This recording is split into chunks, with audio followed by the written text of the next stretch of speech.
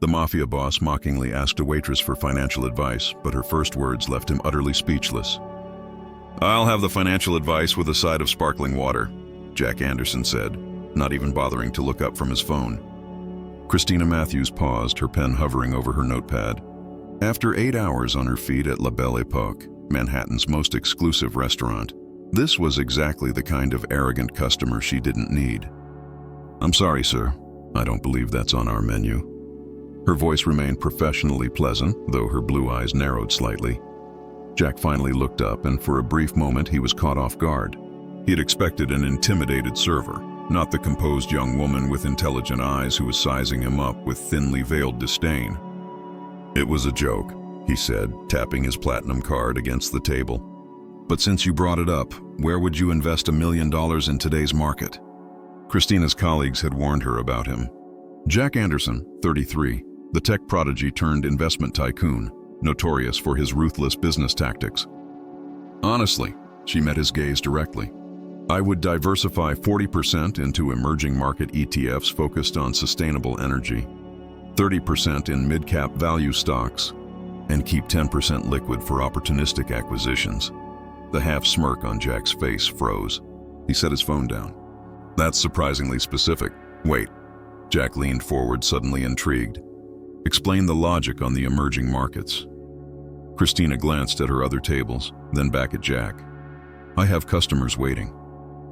"They can wait. I'm curious now." He gestured to the empty chair opposite him. "Sit 5 minutes. I'll make it worth your while." Christina reluctantly sat. Western markets are oversaturated with green investments, creating a bubble effect. Meanwhile, developing nations offer more significant growth potential with their expanding energy needs and fewer regulatory hurdles. Jack's eyes widened slightly. This wasn't just informed. It was sophisticated analysis. "Who are you?" he asked, genuinely perplexed. "Just a waitress with an interest in finance," she replied. "Now, may I take your actual order?" Jack studied her for a long moment. There was more to this story. "Ribeye, medium rare in your name. Christina Matthews. And I'll get your order right in, Mr. Anderson." As she walked away, Jack found himself watching her with a newfound interest. Jack picked up his phone and opened a secure messaging app. "I need a background check. Christina Matthews. Works at La Belle Époque. Priority." The reply came quickly. "On it. Preliminary by morning." When she brought the check, Jack added a $5,000 tip to his $300 meal. Christina's eyes widened. "This is excessive. Consider it a consultation fee." He handed her a business card with his private number on the back. "When you change your mind, call me. I have a proposal that might interest someone with your unexpected talents." As he stepped out into the cool Manhattan night, his phone buzzed with a preliminary report. Christina Matthews, 25, employment history verified. Community college education. Nothing unusual. Jack frowned. That couldn't be right. Christina leaned against the wall in the employee locker room, staring at Jack Anderson's business card. $5,000, the exact amount she needed for next semester's tuition. Just then, her phone buzzed with an email notification that made her blood run cold. "Regarding your request for financial assistance." She opened it with trembling fingers. "Dear Ms. Matthews, we regret to inform you that your request for additional financial aid has been denied. Without that aid, even with the $5,000 tip, she wouldn't make it through the semester." Before she could second guess it, she picked up Jack Anderson's card and dialed his private number. He answered on the second ring. "That was faster than I expected." Christina swallowed her pride. "I'd like to hear about that proposal." "Excellent. My office at 3 p.m. then. I'll text you the address." "Mr. Anderson, Jack, what exactly is this proposal?" There was a brief pause. "Let's just say I need someone with your financial instincts. The compensation would make waitressing unnecessary. I'll be there at 3. The next day, Christina walked into the headquarters of Anderson Capital. Jack's chief of staff, David Mercer, escorted her to his office. "Christina!" Jack stood as she entered. "Thank you for coming." "Your chief of staff doesn't approve of this meeting," she observed. Jack's mouth twisted. "Mercer doesn't approve of most things. I did some digging on you last night. Community college, then waitressing, now part-time in the NYU MBA program. A solid path, but it doesn't explain your level of market knowledge. I read a lot. What you gave me yesterday wasn't book knowledge. It was the kind of insight that comes from real market experience. So, who are you really, Christina Matthews? Does it matter? She shot back. You said you had a business proposition. Jack paused, then nodded. I need a fresh perspective on some investment opportunities. He brought up a large screen displaying a series of prospective investments. These are all pre-IPO opportunities in emerging markets, she noted. My team is divided. What do you say? Christina stood and walked to the screen, starting to type rapidly, pulling up additional data. There, she said finally. These three have solid fundamentals. These two are overvalued, and this one, she pointed to a seemingly promising renewable energy company. This one is a sophisticated fraud. Jack's expression sharpened. Explain. The reported growth curve is too smooth, and if you cross-reference their reported production capacity with their energy consumption, the numbers don't add up. They're reporting production levels that would require at least 40% more power than they're using. Jack stood beside her, studying the data. How did you catch that? Pattern recognition. I've seen similar discrepancies before. Where? The intensity of his gaze made her step back. Not common enough for my entire team of analysts to have missed it, Jack countered. They were recommending this as our top investment target. You just saved me from a potential $100 million mistake. Don't go back to the restaurant, Jack said abruptly. I want to hire you as a consultant. Exclusive contract, your own office here. 7-figure compensation package. Christina stared at him. You can't be serious. I'm never anything but serious about talent. You have something my team of Ivy League MBAs doesn't. The offer was a dream, a way back to the life she had lost. But at what cost? I can't, she said. Jack's expression hardened. Why? Tell me what you're afraid of. I can't be publicly associated with Anderson Capital, she finally admitted. I made some powerful enemies in the financial world. What if I can guarantee your anonymity? Contract under a pseudonym. Private office. I'll need everything in writing, she said. And I work remotely. Jack smiled slowly. So that's a yes. It's a conditional maybe. I'll have legal draw up the paperwork tonight. He extended his hand. Welcome aboard, Ms. Matthews. What she didn't know was that Jack had already tasked a team with digging deeper into her past, and they were close to uncovering the secret she had spent 3 years hiding. 2 weeks later, Christina was in a meeting with Jack and his executive team. His chief of staff, Mercer, was openly suspicious of her. They were discussing an acquisition, and Christina had raised concerns. These growth patterns suggest data manipulation, she explained, pointing to the screen. That's a serious accusation, said the head of legal. On what grounds? Pagination artifacts in their user engagement data, Christina explained. It shows that the monthly and quarterly reports were not generated from the same data source. Jack's eyes narrowed. They're cooking the books. I believe so. Mercer shook his head, skeptical. Who exactly vetted this consultant? I did, Jack said flatly. And her track record over the last 2 weeks speaks for itself. With all due respect, Mercer persisted. We know nothing about Ms. Matthews' background. I took the liberty of running a deeper background check. Jack's expression darkened. Mercer produced a file. Christina Matthews has only existed for 3 years.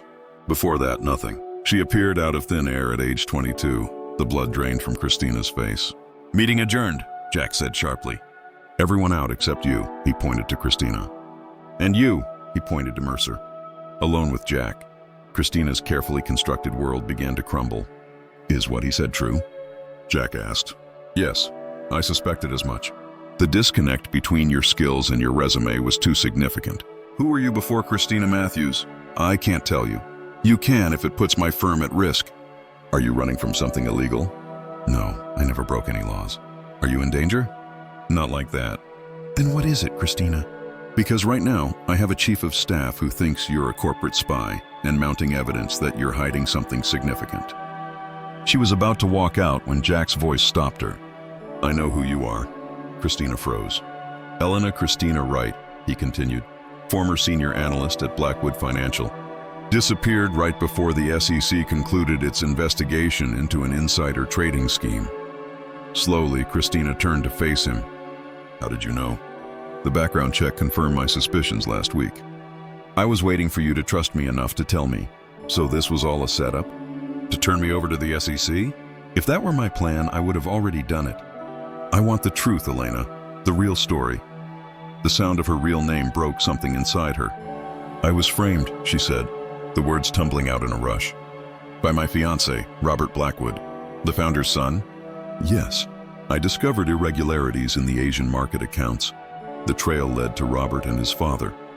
When I confronted them, Robert begged me to stay quiet. I believed him. The next morning, the SEC raided our offices. Somehow, all the evidence pointed to me. A perfect setup, Jack murmured. "So you ran?" "I disappeared, changed my name, started over with nothing. I wasn't guilty, but I couldn't prove it." "What if we could prove your innocence?" Jack asked. "Impossible. Any evidence is long gone by now." "Maybe not. Financial criminals are creatures of habit. We'll investigate discreetly, find their pattern, build a case." "Why?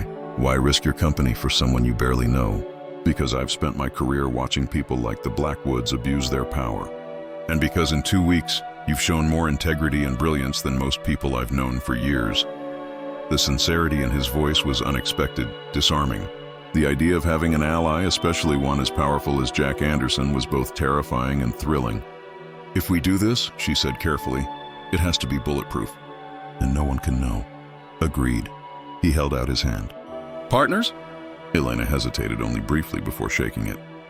"Partners."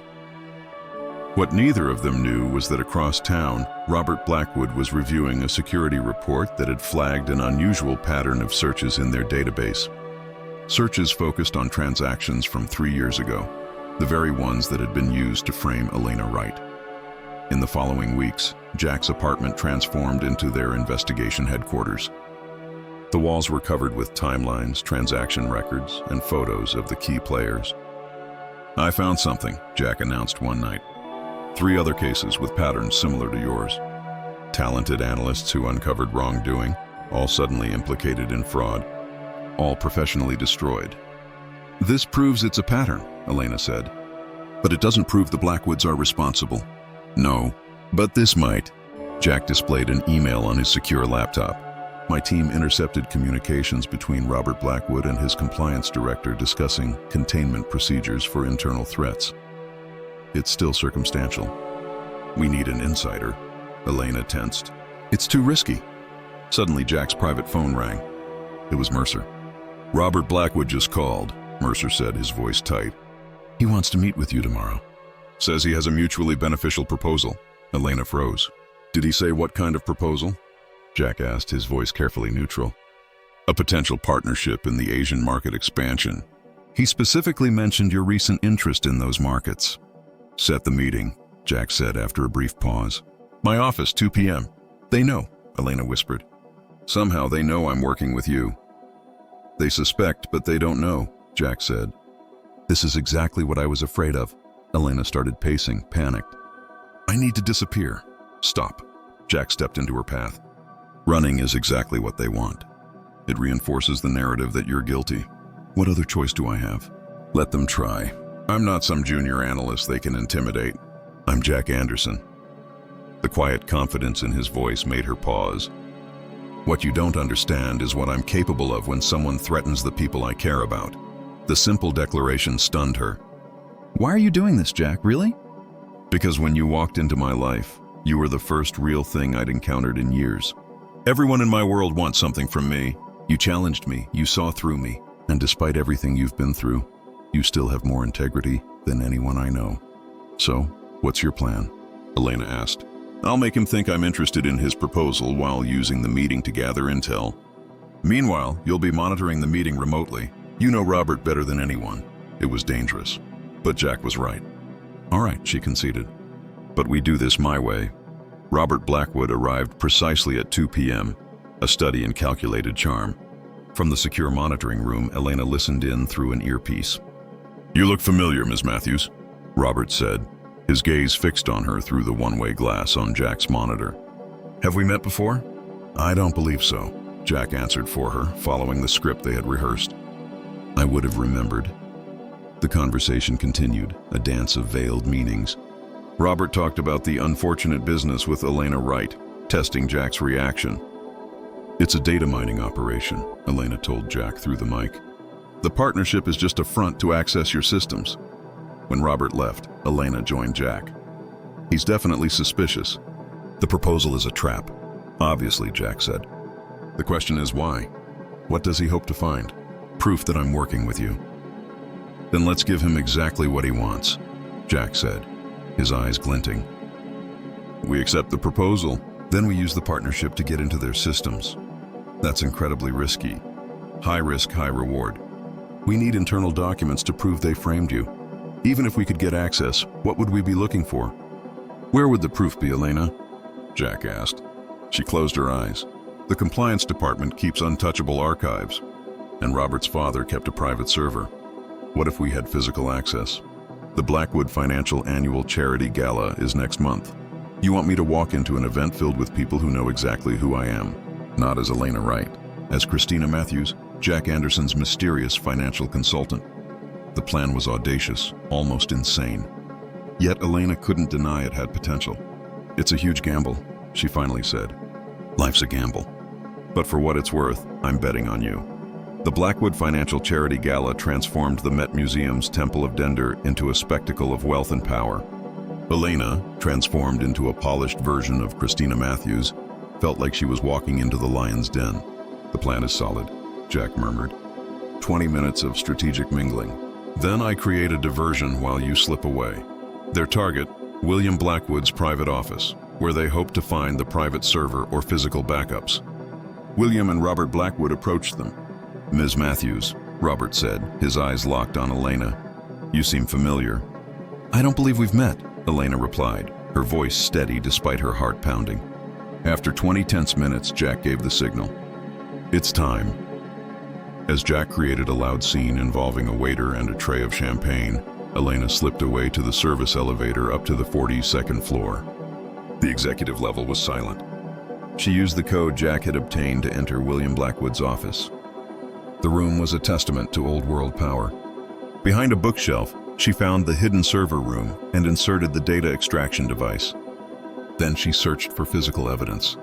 In the bottom desk drawer, she found a locked metal box.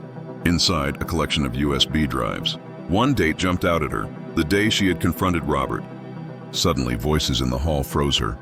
2 security guards. Blackwood wants the security reports on his desk tonight. The doorknob began to turn. At that moment, Jack's commotion erupted from a distance. What was that? One guard said, and they hurried off to check. Elena grabbed the now complete extraction device, the USB drive, and slipped out of the office, rejoining the gala.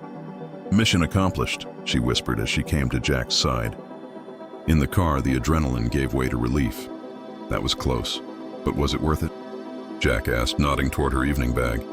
Let's find out. Jack took her hand.